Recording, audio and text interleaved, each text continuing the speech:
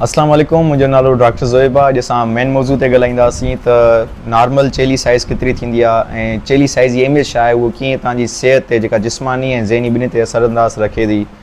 ऐं चेल ऐं सिहत विच में काफ़ी तिबी तहक़ीक़ात थियूं आहिनि, जंहिंमें वर्ल्ड हेल्थ ऑर्गेनाइज़ेशन थी वई, national institute of health and science थी वई ऐं अमेरिकन हार्ट एसोसिएशन जी काफ़ी तहक़ीक़ूं आहिनि ऐं असां सभिनी बारे में डिस्कस कंदासीं। सभिनि खां पहिरियां इहो त जेका नॉर्मल चेली साइज़ केतिरी थींदी आहे। मर्दनि में जेका नॉर्मल चेली साइज़ थींदी आहे उहा 40 इंच खां घटि हुजे ऐं जेका मायुनि में जेका नॉर्मल चेली साइज़ थींदी आहे उहा 35 खां घटि हुजे। अगरि मर्दनि में 40 इंच खां मथे ऐं औरतुनि में 35 इंचनि खां मथे आहे त उहा मोटापे जी अलामत थी सघे थी। ऐं अगरि तव्हांजी चेली जेका साइज़ आहे उहा नॉर्मल रेंज खां मथे आहे त उहा काफ़ी बीमारियुनि जी सबबु बणिजी सघिजे थी। आख़िरकार ईअं छो, शायदि जॾहिं तव्हांजी इज़ाफ़ी चर्बी हूंदी आहे चेले दरमियान, उहे सोज़िश वारा केमिकल्स रिलीज़ कराईंदा आहिनि। उहे केमिकल्स तव्हांजे वज़न वग़ैरह खे नुक़सानु कंदा आहिनि।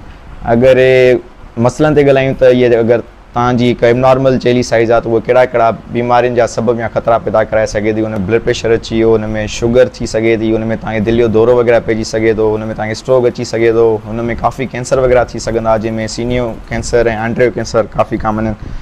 4 टाइम्स मोर रिस्क आहे, ख़तरो आहे। जिन जी चेली साइज़ 40 इंच खां मथे आहे मर्दनि में, त हुनखे 4 टाइम्स वधीक ख़तरो आहे। इहे सॼा हुननि में मसइला वग़ैरह थी सघंदा। छा दिलि जो मसइलो छा आहे, तहक़ीक़ात में इहो साबित थियो आहे जेका इज़ाफ़ी तव्हांजी चर्बी आहे चेली, उहे तव्हांजी दिल्ली जेकी रॻूं आहिनि उन नालियुनि खे ब्लॉक वग़ैरह कराए तव्हांखे दिलि जो दौरो वग़ैरह कराए सघे थी।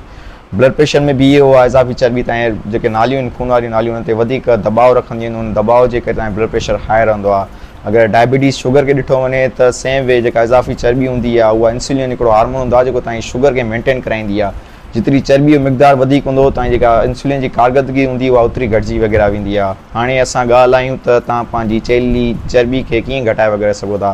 हुन में 4 वॾा बेसिक स्टेप्स आहिनि। सभिनी खां पहिरियों तव्हांखे वर्जिश वग़ैरह करणी आहे। हफ़्ते में 1.5 मिंट जी विचोली एक्सरसाइज़ हुजे या 75 मिंटनि जी तमामु तेज़ शिदत वारी वर्जिश वग़ैरह कयो।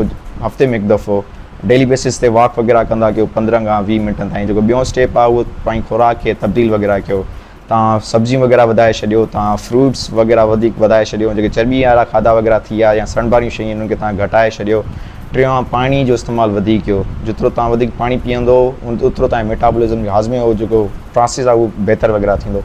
चोथों आहे त तव्हां कोशिशि कयो त डेली खां 7 खां 8 कलाक पंहिंजी निंड मुकमल रखंदा कयो।